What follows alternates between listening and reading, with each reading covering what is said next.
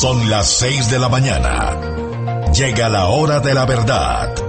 Para pensar y analizar las noticias de Colombia y el mundo. La hora de la verdad. En la red de Radio Red RCN. Con Fernando Londoño Hoyos.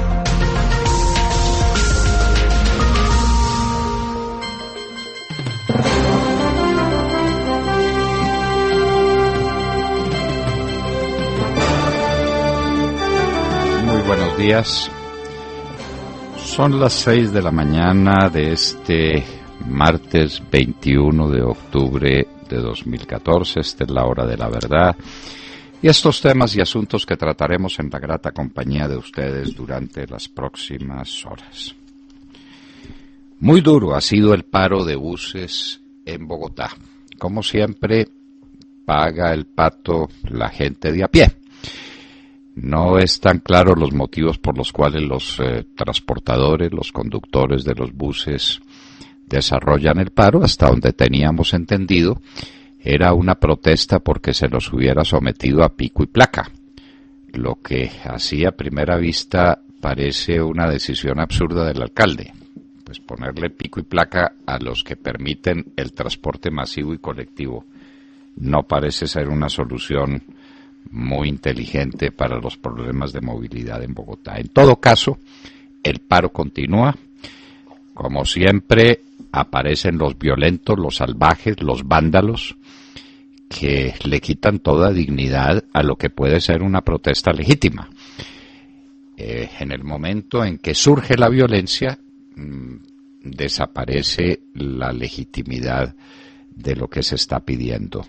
Los transportadores tienen que ser los primeros interesados en que si hay un paro se haga dentro de los márgenes de la ley y, por supuesto, con absoluta prescindencia de las vías violentas, de los ataques a los vehículos, de los incendios, de cualquier manifestación de salvajismo. Al mismo tiempo, adelanta un paro judicial al que el país parece no darle importancia. La gente dirá que con jueces o sin jueces es lo mismo, que los procesos no se acaban nunca, de manera que 8 días o 15 días sin que un proceso termine, pues es la misma historia. El problema más urgente es el problema de las cárceles. El hacinamiento carcelario es una cosa salvaje en Colombia, es decir, este es uno de los hechos más denigrantes para el gobierno de Juan Manuel Santos. Y más tristes. Prometió megacárceles, no tiene ninguna. Es un promesero incumplido que ha condenado a un hacinamiento monstruoso a los presos, que desde luego son delincuentes, pero que de acuerdo a la ley tienen el derecho a ser resocializados, es decir, a vivir en condiciones dignas y con oportunidades de trabajo y de aprendizaje que le permitan después incorporarse como seres normales a la sociedad de la cual fueron desprendidos por obra de la sentencia judicial. Lo que está pasando con el tratamiento de las cárceles es terrible porque lo que sale de allá es una fiera deseosa de venganza. Juan Manuel Santos tiene una responsabilidad ante la historia. Y es posible que sobrevenga un paro camionero. Los camioneros dicen que no les han cumplido, que no resisten. Los discursos que hemos escuchado en muchas ocasiones y parece que las cosas siguen igual o siguen peor con los camioneros del país. El tristemente célebre Yair Acuña renuncia al Congreso. Esto pues es una demostración de la falta de seriedad de ese sujeto que se va del Congreso cuando acaba de ser elegido para el Congreso. Por supuesto que no va a hacer mucha falta en el Congreso, pero pretende convertirse en gobernador del departamento de Sucre. Dios salve a ese pobre departamento. La propuesta de Collins, el ingeniero que está medio adelantando los trabajos en el túnel de la línea, y es que le dejen ceder el contrato a un contratista reconocido como el señor Julio Gerlain, que no sabemos qué experiencia tenga en la construcción de los túneles, no sabemos en qué medida el problema es un problema de falta de pericia, de capacidad de desarrollo. Nos parece que hay de todo un poco. Aquí en Colombia estamos improvisando en el tema de la ingeniería. Collins entendemos que es el mismo contratista del túnel de Girardot. Hacer túneles no es lo mismo que hacer carreteras, ni es lo mismo que hacer puentes. La ingeniería de nuestro tiempo está altamente especializada. Vamos a ver qué pasa con Collins, lo que nos interesa poco, pero qué pasa con el túnel de la línea, lo que nos interesa mucho. Es la carretera más importante del país, la que une o desune en este momento a su principal puerto, el de Buenaventura, con su principal centro de producción y de llegada y de salida de mercancías, la capital de la República. 90.8% de la gente de Bogotá declara que la seguridad ha empeorado en la ciudad. Esta es una encuesta de la Cámara de Comercio de Bogotá, que es apenas explicable en sus resultados. Le sobran razones a la gente para decir que la inseguridad en Bogotá está empeorando dramáticamente. La policía se defiende diciendo que hay menos muertos, pero los que quedan vivos protestan porque los atracan, los secuestran, los maltratan en todas las formas posibles. Bogotá en manos de Lampa. Declarar crímenes como de lesa humanidad es el burladero de la Fiscalía. Ustedes han visto que en las plazas de toros, los que no son muy aficionados, se los contamos, hay unos sitios donde el torero se resguarda para burlarse del toro, por eso lo llaman burladero. Ahí el toro no lo puede atacar antes de que el torero vuelva a salir con su capa o con su muleta a continuar la faena. Pues bien, la Fiscalía tiene su burladero. Cuando va a llegar la prescripción y va a quedar en evidencia que la Fiscalía no sirve para nada, que no investiga, que no es capaz de dilucidar los crímenes, que no cumple con su deber, entonces evita la prescripción, se mete al burladero y dice: este es un delito de lesa humanidad. Se está abusando de esa figura, simplemente para que la Fiscalía pueda justificarse por sus omisiones, por su ineptitud, por su incapacidad. Santos pide argumentos válidos y no mentiras para atacar proceso de paz. Hágame el favor. El equipo negociador saldría a defenderlo. Estamos pues a la expectativa de que salgan esas fieras de La Habana, el doctor de la Calle y el señor Framper y Sergio Jaramillo, regados por el país, explicando las maravillas de los 3 papeles que firmaron, que uno francamente no sabe cuál es peor, cuál es más entreguista, cuál es menos practicable, cuál nos conduce a una situación insostenible. Pero bueno, y a propósito, invita al presidente Uribe a Palacio para que discutan el tema. El presidente Uribe se ha negado en otras ocasiones, pero ¿de qué vale una conversación privada? Hacemos una propuesta desde la hora de la verdad, un debate, conversación por la televisión institucional o por la televisión pública, siquiera durante un par de horas, para escucharlos. Porque de otra manera una conversación privada queda en lo que cada uno recuerde de ella y en lo que los medios de comunicación quieran publicar. Clamor mundial por la liberación de Leopoldo López y de Ceballos en Venezuela. La ONU se hace cargo de ese clamor universal en contra de este salvajismo de Maduro, en contra de quienes ejercen el sagrado derecho a la protesta pacífica. Esto es una violencia sin antecedentes, esto es un ultraje a la razón. Allá contestan diciendo ese prócer de Diosdado Cabello que no van a aceptar intromisiones de la ONU en la legislación venezolana.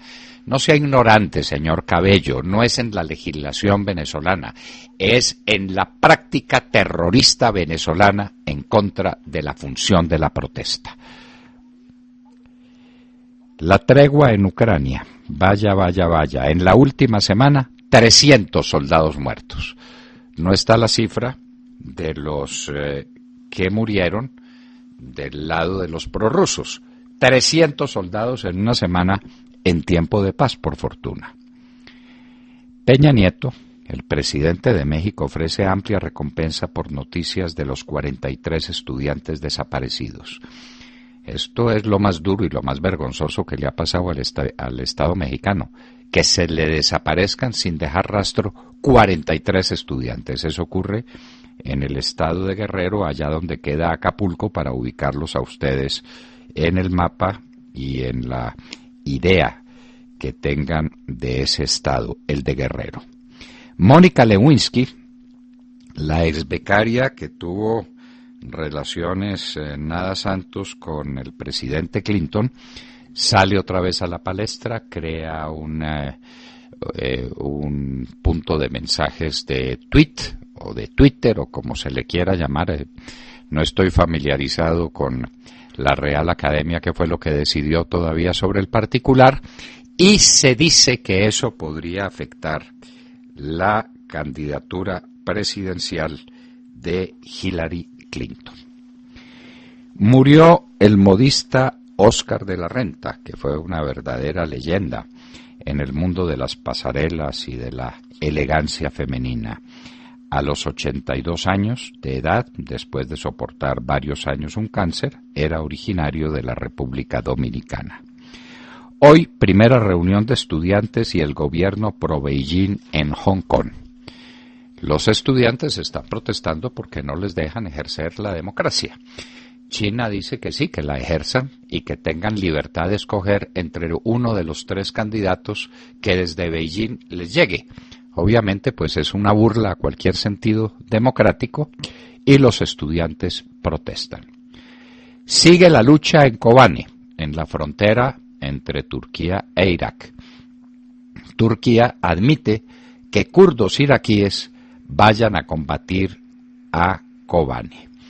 Eso lo festeja el señor Kerry, secretario de Estado de los Estados Unidos, que desde luego se cuida mucho de ofrecer tropas de tierra para que vayan a combatir a ISIS, a los fundamentalistas salvajes iraquíes que se están tomando ese país.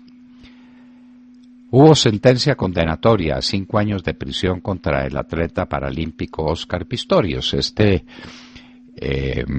juicio tuvo en vilo a la opinión mundial. Óscar Pistorius, una persona muy reconocida por sus grandes hazañas en el atletismo paralímpico, dio muerte a su novia en condiciones que tal vez queden para siempre en el misterio. Lo condenaron a 5 años, evidentemente por un delito culposo, simplemente culposo, y no por un delito intencional. Y murió en accidente de avión privado el presidente de la gran compañía transnacional petrolera de origen francés, Total, Christophe de Margerie. En Hoy en la Historia recordaremos la batalla de Gettysburg, que es el punto de inflexión en la gigantesca guerra de secesión en los Estados Unidos entre las tropas confederadas y las tropas de la Unión, esclavistas y antiesclavistas, como ustedes quieran llamarla, una guerra que le costó la vida a cerca de 700 u 800 mil soldados, dicen los historiadores que en su gran mayoría por problemas de pestes que se presentaron entre las tropas más que por las balas. La batalla de Gettysburg, la recordaremos, que dio lugar a uno de los grandes discursos que se hayan pronunciado en la humanidad, el discurso de Lincoln en honor a los caídos. De todo esto y de mucho más hablaremos con ustedes en las próximas horas desde aquí, desde la Hora de la Verdad. En Colombia se escucha La Hora de la Verdad en Caldas por La Voz de Anserma, 880 AM. La Hora de la Verdad, con Fernando Londoño Hoyos. Bueno, antes de comenzar con mi noticia, usted se preguntaba por la palabra tuitear. Le cuento, según la Real Academia, están aceptadas tuitear, tuitero, tuiteo, pero se escriben como suenan, no al estilo inglés, sino tweet, T-U-I-T, así que, bueno, ya sabe que todas esas formas están dentro del diccionario de la Real Academia. Son de esas nuevas palabras que entraron a formar parte del diccionario. Tuitear. Así que bueno, ahí queda aclarada esa duda, doctor Londoño. Bueno, ¿qué les parece si hablamos de la controversia y el debate? Porque yo creo que si la controversia y el debate son un termómetro para medir el estado de la democracia en un país, Colombia le debe mucho al expresidente Álvaro Uribe, quien, como un llanero solitario en compañía de su grupo del Centro Democrático, no se ha cansado de oponerse a un proceso de paz que define como una trampa y una burla al país. Los argumentos que esgrime son tantos y tan variados que hace poco el Centro Democrático publicó un documento con las 52 capitulaciones del Estado colombiano frente a la guerrilla en La Habana. La reacción del gobierno fue la acostumbrada. Salieron a descalificar las críticas con los acostumbrados insultos y burlas de rigor, diciendo que la posición de Uribe es irracional, que tiene falta de sustento, dijeron, y que es absurdo oponerse a un proceso que todo el pueblo colombiano quiere. Lo curioso es que acto seguido, después de esta retahíla de descalificaciones, el presidente Santos invitó públicamente a su antecesor Álvaro Uribe para debatir el tema en profundidad, algo que, sin lugar a dudas, sería sumamente interesante si lo hicieran públicamente, ¿no? O al estilo de los consejos comunitarios, recuerdan, de cara al país. Lo que no tiene sentido es agendar una reunión privada en la que se van a tratar temas de tanta trascendencia para el país y que acabarán convertidos en un puñado de versiones filtradas a los periódicos. Sería muy interesante, insisto, y muy sano para la democracia colombiana que se empezaran a hacer este tipo de discusiones de cara al país y con las cartas sobre la mesa. No tiene la razón quien más grita, quien más insulta o descalifica, y tampoco creo yo que sea cierto que todos los colombianos acepten lo que ocurre en La Habana. Por lo menos eso no es lo que dicen las encuestas, que reflejan que la población colombiana no entiende, no confía y no augura buenos resultados en esas negociaciones. En definitiva, es muy buena la idea del presidente Santos de sentarse con Uribe a debatir, pero de cara al pueblo, no en una habitación cerrada para repetir después un puñado de comunicados amañados. Para eso, para parlamentar, Montserrat, existe el Parlamento. De manera que el presidente Santos, si quiere tratar el tema, él inclusive puede ir al Parlamento. Recuerde que Carlos Lleras quiso asistir al Parlamento cuando le hicieron el famoso debate sobre Fadul y Peñalosa. Se lo hizo Nacho Vives. Él estaba dispuesto a ir al Parlamento, pero le confió a Augusto Espinosa Valderrama la función de representarlo. Santos ahí tiene a Benedetti y ahí tiene a Barreras para que le hagan el debate a Álvaro Uribe sobre la paz. Para eso es el Parlamento, para parlamentar. Y si Santos quiere debate, salga por la televisión y hágalo. Pero eso de invitar a puerta cerrada al presidente Uribe para que después sean los medios de comunicación, para quienes el cliente siempre tiene la razón, los que den la versión definitiva, como si se tratara pues de un asunto de baranda judicial. No, me parece pues que eso no tiene sentido, que no tiene ni pies ni cabeza. El presidente Uribe ha hecho unas proposiciones y unas afirmaciones supremamente claras que no se contestan con los desplantes a los que usted se refiere, sino que se contestan hablando con seriedad. Es nuestro parecer. William Calderón. Doctor Londoño, buenos días Colombia, gracias por invitarnos a sus hogares y a sus vehículos. Hoy es martes 21 de octubre del año 14, son las 6:24 de la mañana. Mostrando su absoluta ineptitud, la Fiscalía General de la Nación pela nuevamente el cobre, abusando de una figura del derecho internacional, declarando como delitos de lesa humanidad y crimen de guerra 34 ataques contra integrantes de la Unión Patriótica. Según el ente de control, Los 34 crímenes entre los que se encuentran el asesinato de Bernardo Jaramillo y José Antequera no prescriben, por lo que, sin importar el tiempo, deberán ser investigados y esclarecidos. Este es, según el director de la Hora de la Verdad, el doctor Fernando Londoño Hoyos, el burladero, cuando la Fiscalía, para justificar sus omisiones, justifica su ineptitud, se ampara en esa figura. A propósito, doctor Londoño, y del crimen de Álvaro Gómez Hurtado, ¿qué? Nada. Yo entiendo que no lo han declarado delito de lesa humanidad. Ahí sigue corriendo el tiempo. Usted sabe, pues, que el tiempo pasa y la verdad huye. Exacto, que hay cierto coronel, el coronel Danilo González, ¿no es cierto?, que estaba implicado en el tema, como estaba implicado en asuntos de narcotráfico. Quien puede tener noticias muy precisas es el general Naranjo, íntimo amigo de Danilo González hasta el momento de su muerte, pues estuvo en su entierro, y Rasguño ha contado cosas que el país debe saber, pero eso se mantiene todavía bajo la reserva del sumario. Y Rasguño dice con toda claridad cómo el gobierno, es decir, el establecimiento al que se refería Álvaro Gómez en vísperas de su muerte, en un escrito maravilloso que publicó en el diario El Siglo, tuvo cartas definitivas en la muerte de Álvaro Gómez, pero de eso no habla la Fiscalía. Bueno, hable de la Unión Patriótica. ¿Y por qué en lugar de hablar, por qué no investiga? ¿Y por qué no esclarece los delitos? ¿Y por qué no le pasa eso a los jueces con una investigación ya perfeccionada? Porque es una institución incompetente, abúlica, torpe, que no se mueve.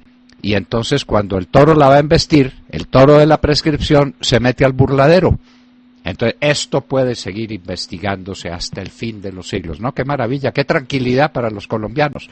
Todos los delitos quedan impunes porque no hay poder de investigación en Colombia, ninguno. O no hay voluntad de esclarecer la verdad, como en el caso de Álvaro Gómez.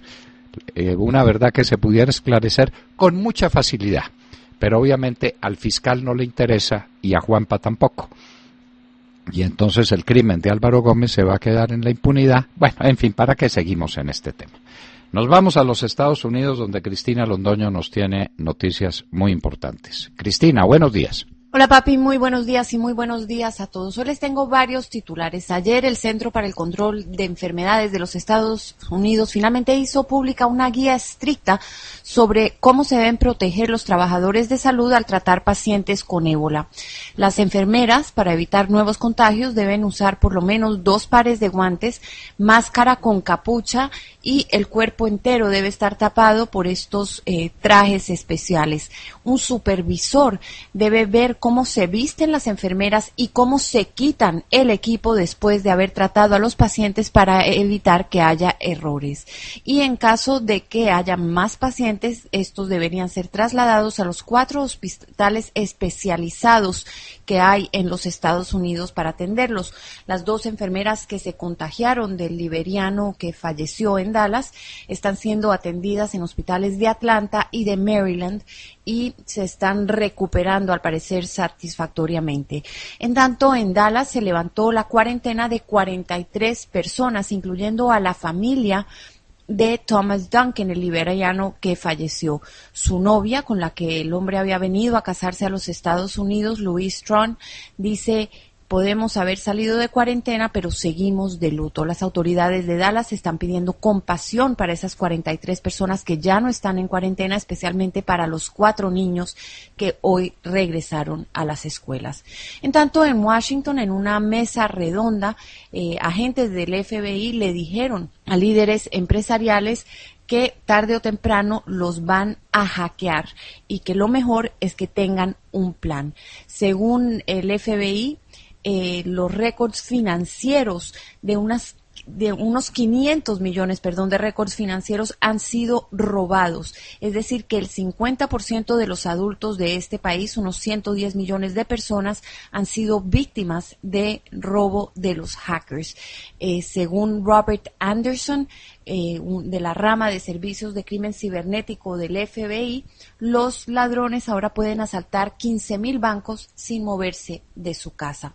Otro agente del FBI dijo que así se desglosan los robos de estos hackers. El 35% ocurren en sitios de internet, 22% se logran por medio de espionaje cibernético, 14% en el momento en que las personas compran en las tiendas y 9% cuando pasan sus tarjetas de crédito o de débito por la banda magnética. También aquí en Estados Unidos genera consternación la muerte que se hizo pública anoche del diseñador dominicano Oscar de la Renta a los 82 años. Era el único hijo hombre de una familia de 7 hermanos o hermanas en su mayoría, y se hizo famoso vistiendo a Jackie Kennedy en la época de los 60. De ahí en adelante vistió a otras primeras damas como Nancy Reagan, Hillary Clinton y Laura Bush. Usaron sus vestidos en las fiestas de inauguración presidencial, y el mes pasado finalmente Michelle Obama se puso uno de sus vestidos. Era conocido como el sultán de la suavidad aquí en los Estados Unidos, y dicen que la historia de sus diseños es también parte de la historia de los Estados Unidos. Bueno, y finalmente hoy martes los Gigantes de San Francisco nuevamente se juegan una serie mundial, el torneo más importante del béisbol profesional de los Estados Unidos. Esta vez van a enfrentar a los Kansas City Royals, un equipo que hace 30 años no se ha acercado siquiera a ese título, cuando los Gigantes de San Francisco pues ya llevan 2 en los últimos 5 años y van por el tercero. Esto genera un cambio gigantesco porque ahora el corazón del país está conquistado o está a favor de los Kansas City Royals. ¿Por qué? Porque tienen muchas de las características que hicieron que el país en series mundiales anteriores apoyara a los Gigantes de San Francisco. Por ejemplo, los Gigantes decían: somos un equipo pobre, no tenemos los gastos en salarios que tienen los Yankees. Los Gigantes tienen contratos de 102 millones en total para sus jugadores, 102 millones los de Kansas, San Francisco más grande, 166 millones. San Francisco, como les dije, ha alcanzado 2 títulos en 5 años. Los Kansas City Royals alcanzaron su último título en 1985 cuando Ronald Reagan era presidente. Y los jugadores de Kansas son muchachos de casa, nacidos en el estado, virtualmente desconocidos. Los jugadores de los Gigantes también son del área de la Bahía de San Francisco, locales, pero ahora ampliamente conocidos en los Estados Unidos. Ambos equipos están dando sorpresa. Según los que sabían de béisbol, ninguno de los 2 equipos tenía, los expertos le daban más de 7% de posibilidades de llegar a la Serie Mundial. Pero aquí están los favoritos a nivel nacional. Al parecer, los Kansas City Royals. Mañana se juega el primer partido en Kansas City, el segundo es el miércoles, y ya el viernes vienen aquí a jugar en el área de la Bahía de San Francisco, viernes, sábado y domingo si llega a ser necesario un partido más. Vamos a estar muy atentos, esas son las noticias que tengo para ustedes por el momento. Ahora regreso contigo, papi, a los estudios. Que tengas muy buenos días y muy buenos días a todos. Sería muy interesante que el mundo hiciera una cuenta de las equivocaciones de los expertos. Lo primero que me inquieta es saber quiénes son los expertos.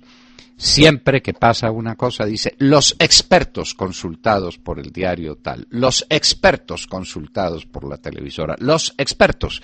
Y los expertos casi siempre se equivocan.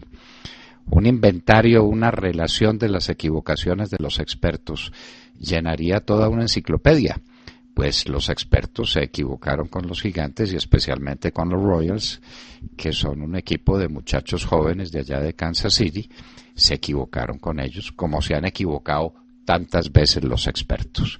Y Oscar de la Renta, mire que aquí no sabíamos que había vestido prácticamente a todas las primeras damas en las ceremonias de posesión, desde Jacqueline Kennedy hasta Michelle Obama. Eran las noticias que nos mandaba Cristina Londoño desde los Estados Unidos, y vamos con las noticias económicas. Sergio Gel. Sí, señor. Doctor Londoño, muy buenos días para usted, para todos nuestros oyentes. Pues abrimos la mañana revisando la situación de la balanza comercial colombiana.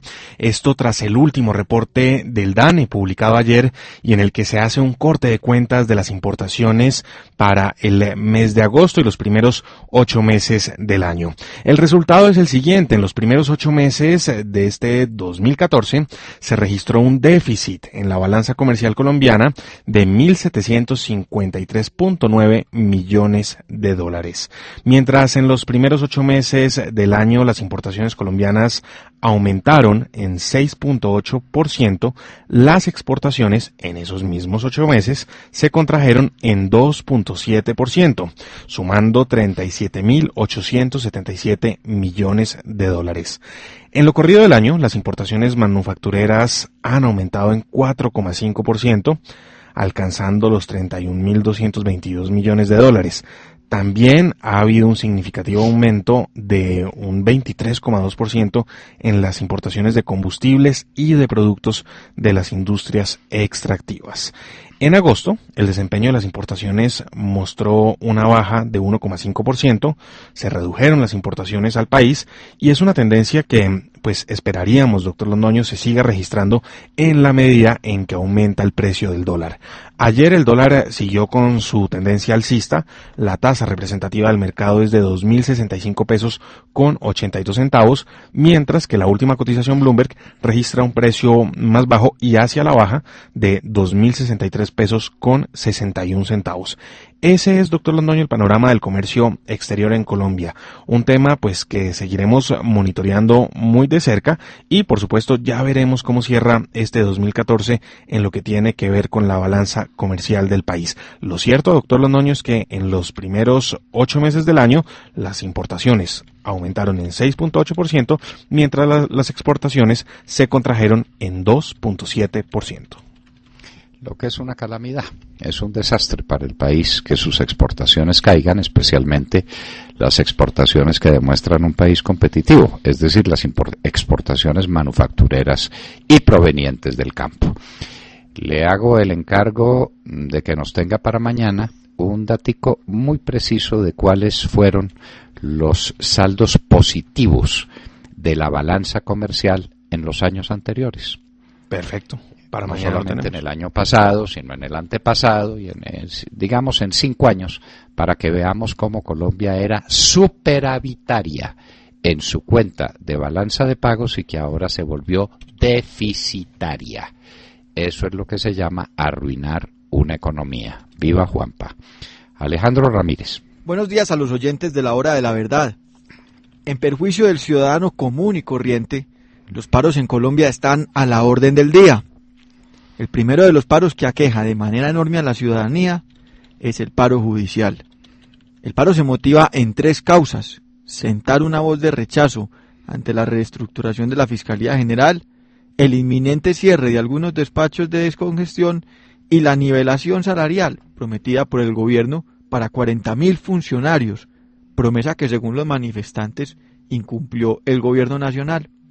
Y es que a los voceros de Arsenal Judicial les parece que la reestructuración de la Fiscalía ha causado una enorme burocracia. En la Hora de la Verdad advertimos que con la ayuda del presidente Santos, la Fiscalía pasó de manejar un presupuesto de 2.2 billones de pesos en el 2012 a manejar un presupuesto de más de 4 billones, como será el presupuesto para el año 2015. Esto incomoda obviamente a presidentes de altas cortes, porque su presupuesto es de poco más de 3 billones de pesos. En cuanto al cierre de los despachos de descongestión, existe un problema generado por la inestabilidad en el manejo de la rama judicial. En un intento desesperado por favorecer la ambición burocrática de las altas cortes, se permitió ingentes sumas de dinero en la creación de despachos de descongestión judicial, unas plazas surtidas con funcionarios poco idóneos y que venían produciendo sentencias de baja calidad. Así es, oyentes, el gobierno creyó que el problema era de cantidad, cuando realmente ha sido de calidad. ¿Cuál es el problema actual, doctor Londoño? Que el paro sigue porque no hay plata para continuar con estas plazas de descongestión. Y a una denegación de justicia que frecuenta el ciudadano abocado a procesos interminables, ahora le enciman el cierre de las ventanillas de los juzgados en un paro que se volvió recurrente. Bueno, el artículo 56 de la Constitución dice: se garantiza el derecho de huelga salvo en los servicios públicos esenciales definidos por el legislador. Si hay un servicio público esencial es el de administración de justicia, y ahí está el paro. Y si hay un servicio público esencial es el servicio de transporte, y ahí está el paro. Entonces, ¿para qué escribieron la Constitución política? Vaya uno a saber por qué y para qué. Y en un minuto estaremos con la ex candidata a la presidencia de la República, ex ministra de Defensa, ex ministra de Comercio Exterior, Marta Lucía Ramírez.